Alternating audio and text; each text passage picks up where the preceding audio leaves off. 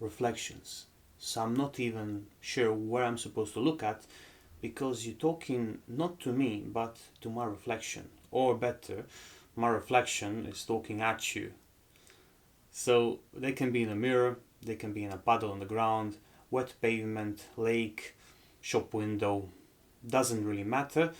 What matters is that you use that reflective surface in your photography. So today's challenge is to come up with 10, 12, 16, doesn't really matter how many images. Just make a set of images that contain reflections.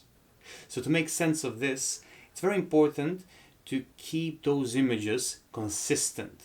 So what I mean by consistent is that if you choose one type of composition, use that type of composition throughout the images. If you chose one subject matter, use that subject matter all the way to the end.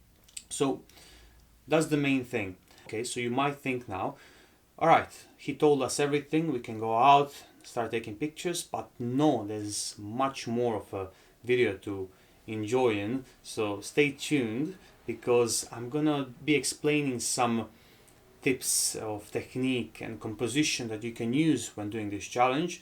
And also at the very end, if you stick to very end, you'll see my results. And these are not consistent. These are just used for an example. So I tried many different ways to do this challenge, and by seeing that, you can maybe get inspired or think, he did it wrong, I can do it better.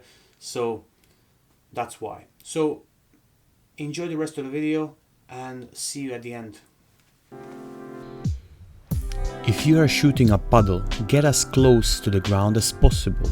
Position your camera on the ground or at the edge of the puddle, but be careful of the water getting onto your camera. Use a small aperture to ensure the puddle, foreground and background is in focus.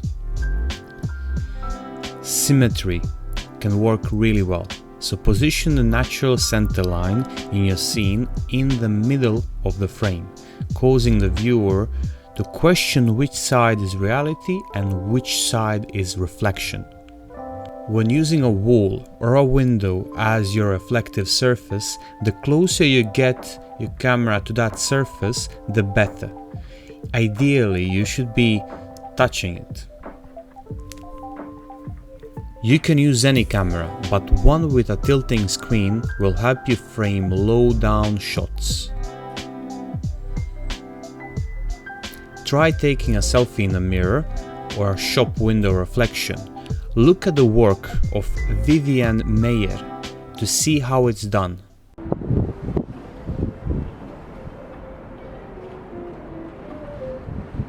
And finally, the results, but not really. These are some shots I collected during the years, since I do use reflective surfaces occasionally, when I see it fitting.